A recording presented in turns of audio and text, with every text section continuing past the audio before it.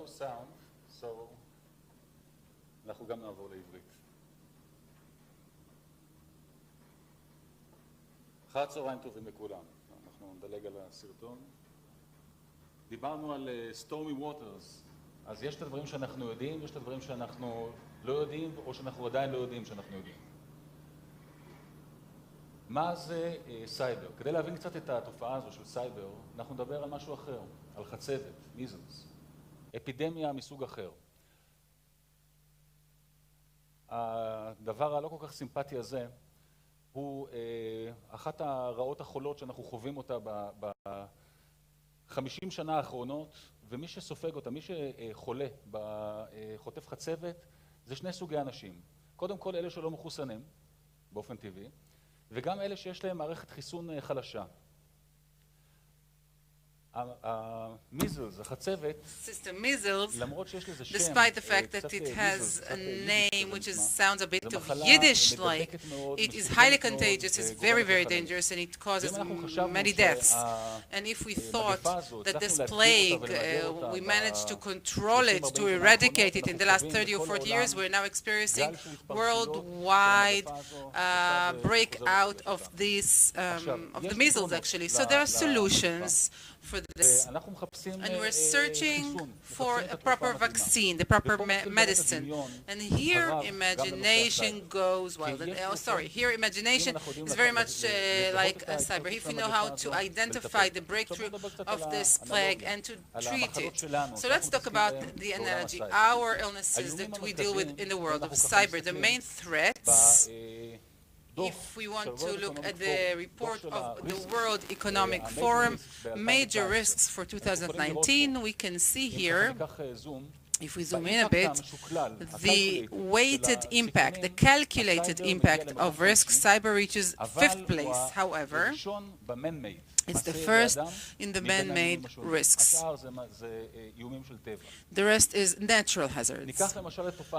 Take, for example, cybercrime. If you look at this number, there are researchers, various ones, they all talk about this number. The expectation for economic damage is $2 trillion worldwide. And some would say that this is very conservative in appraisal, and it goes way more than that. 2019, we look at the 10-year challenge. This is customary. What happened a decade ago, and where are we now? So a decade ago, the photos were perhaps less black and white and more colorful, but in critical infrastructure that we all had to protect, they were energy infrastructure, transportation, health, and things of that sort. Nowadays, when we look at the critical infrastructure, the main one, where all of us, all the states, all the modern superpowers, the liberal, the democratic, that we have to preserve is people's trust. This is the critical infrastructure, but what is the problem there? It's very, very easy to undermine this infrastructure. If we look, for example, at the political democratic system, you know that 1/3 of the world, and it's amazing to know it, 1/3 of the population of the world is going to experience elections in 2019. Here in Israel, we fell in love with it, so to speak, so it's the second time. The financial system, it's also very easy to undermine the system as well. Money is data, 0 and 1, and we, human beings, attribute value to it. The governance itself and health care system, everything we look at can be undermined, can be harmed at our day and age. We are becoming more and more vulnerable. The more we, the West, democracy, the more we become digital, we need people's trust. What's the problem? The problem lies with symmetry, and we've been hearing it from all over. The bad guys, the other people, hackers, terror organizations, state-sponsored terrorism, whatever. Those who are here to harm us are less digital, less web-oriented, and they don't need people's trust. We do, and they identify it, and so we are way more vulnerable. And the symmetry is not hidden from the eyes of the evil ones and the bad guys. If we look at the cyber's evolution, so in the beginning, 12 years, we related mainly to information theft, spying, and then stealing of money. We understand that money is information in our world, and then damage, and later on influence. And if we talk about influence, a decade ago, the newspapers were not so gossipy, at least physically, and the influence on newspapers were much more complicated. But today, everything is online.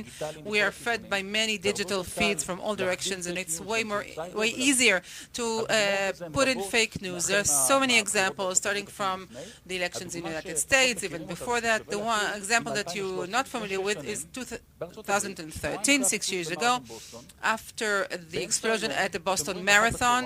In the middle of the day, 1 p.m., all of a sudden, Associated Press, a Twitter account, is breaking out with this news. 2 explosions in the White House, and Barack Obama is injured. What happens? Immediately, with all the media rushes to the White House in order to cover it. And this is what happens at the stock exchange. The spike is $130 billion. 2013, the attacker is not too sophisticated. He doesn't buy short. That's his problem and our luck. And 7 minutes later, Associated Press identifies the problem, knows that it's fake news, and closes it off. So who was behind this? The Syrian Electronic Army, 4 hackers, very mediocre, from the Assad regime. At that time, there was a clash between the United States and Syria, revolving around the chemical weapons and its proliferation. They found this target and they attacked. The GDP of Syria is about 1/5 of the GDP of Idaho, the United States. It's not even a fair play. But the potential of damage is not because they have infiltrated the stock exchange computers, but through a cyber influence. Through the influence, they managed to reach this damage. Hasn't happened since, thank God. We all know how to protect ourselves way better. However, we are in the Middle East, and we have to understand that the Middle East is a magnet for many problems.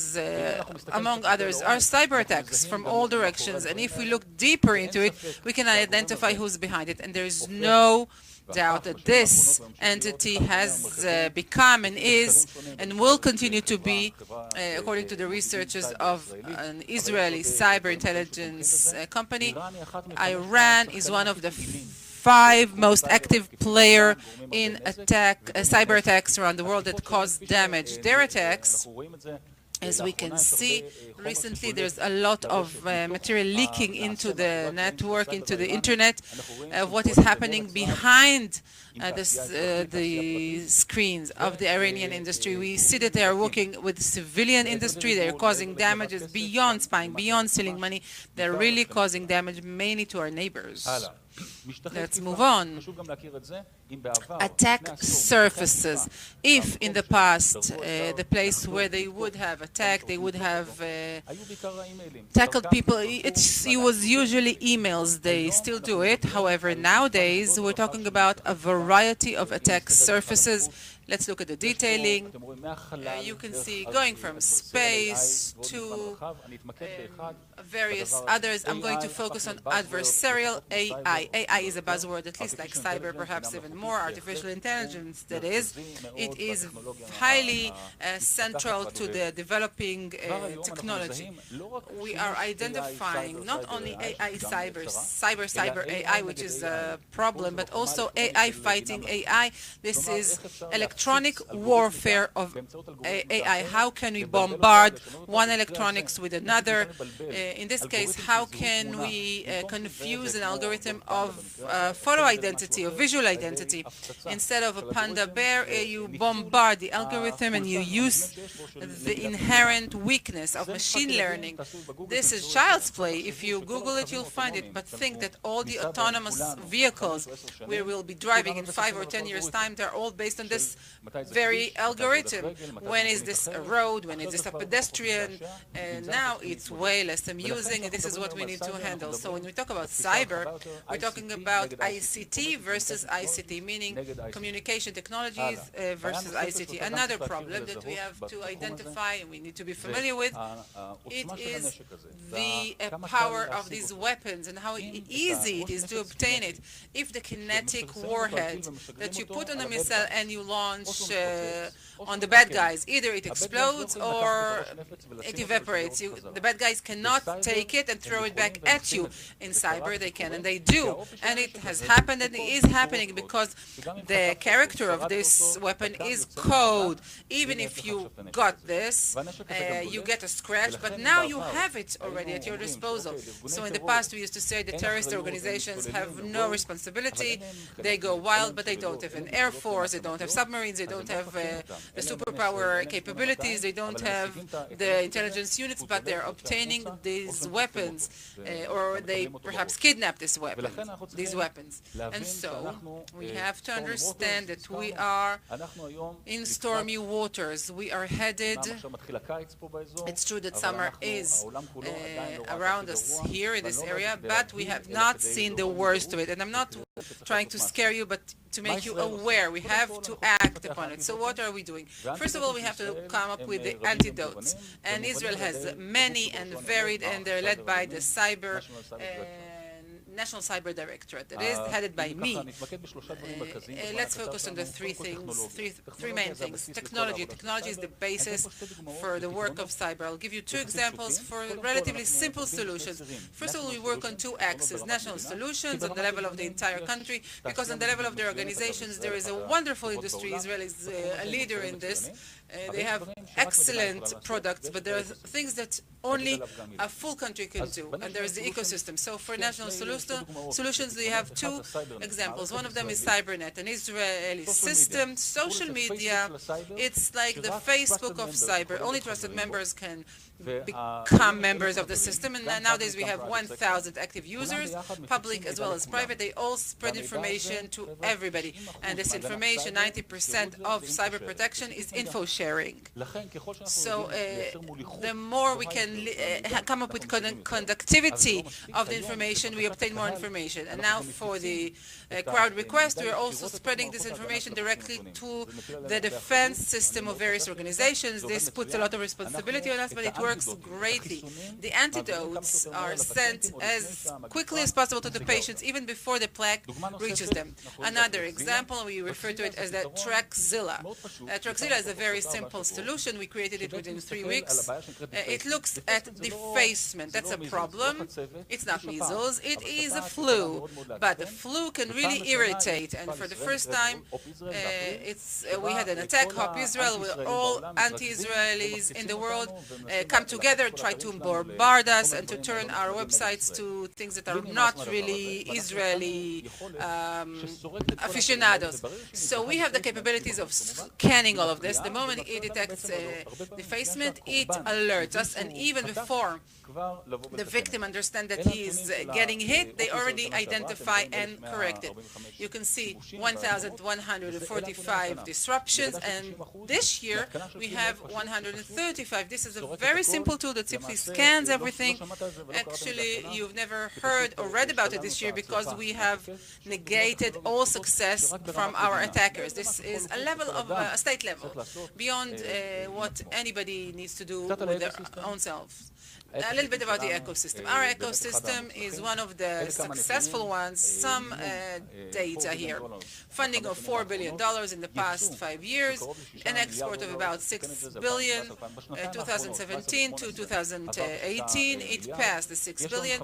We have 540 cyber companies, but this is not enough because we are also looking at the market itself, at the area, and these numbers and figures, after a survey we had done with several companies, we see that 84% already have their own budget for cybersecurity. This means that 16% still don't, and we have to take care of that. 63% never experience any damage, but are still investing a lot in cybersecurity. This is awareness, and 75% already have a cybersecurity officer. These are comparative figures that are quite strong compared to the world, but this is not enough for us. We have 3 national or international initiatives. One regards civil aviation protection. We do it together with Boeing, with others, medical devices, and insurance. And here I'm very proud to present for the first time an initiative that is about to go for a tender for building a smart transportation arena of the National Cyber, and together with the Ministry of Transportation and a private entity that we hope will join us through the tender. It's going to be done in Be'er Sheva, and Israel is investing a lot. We're going to bring the best solution in the world for protecting smart transportation. We talked about the problems that could arise earlier. A little bit about our operational area. Two examples of tools that the cyber is doing in order to handle it. The first one is CERT. CERT is our national center of alerts, and we have opened this year for the first time in the world. There are copycats who are already copying us, and it's fine. We have headquarters with hotlines, 911s, but it goes the opposite way, 119. You can call, each and every citizen can call 24/7 and get an initial response for the issue of cyber attacks, and we get dozens of calls a day. And these are excellent for the citizen because we can resolve a lot of those addresses, and but it's also good for us because we can say that we are some sort of a CDC, Controlled Disease Center. You remember the first slide about the epidemic, about the plagues. So we get the early warnings, the first signals of an outbreak of any problem. We can identify patient 0 and contain it. So this is one example. The second thing is being proactive. We have a unit, and it does not wait for any response, but the moment a weakness is revealed, the moment there's a new virus that goes around, we don't wait to catch it, but we want to see who can catch it. We scan the internet. This year we found 23 exposed channels in various companies in the Israeli market. We call them, we tell them, beware, there's a new virus out there, it can attack you and you only, close it off. After 14 days, we fixed 90% of the problems.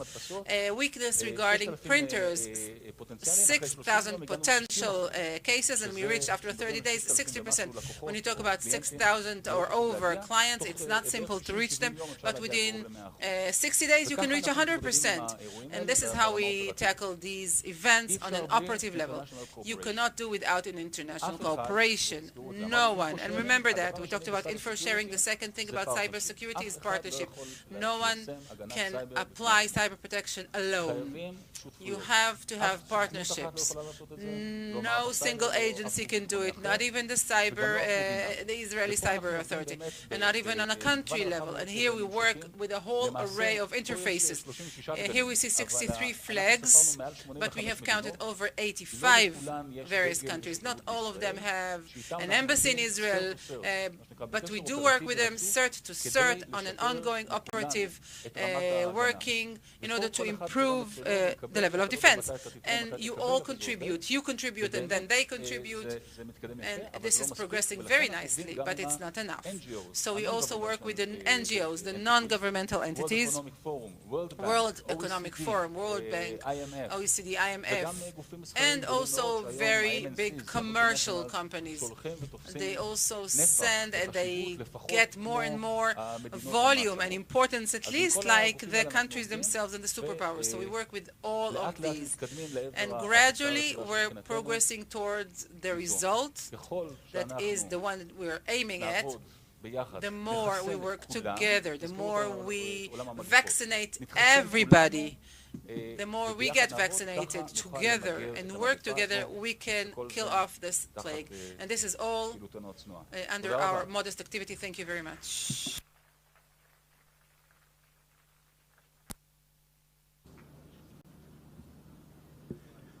Thank you very much, Mr. Yigal Unna, the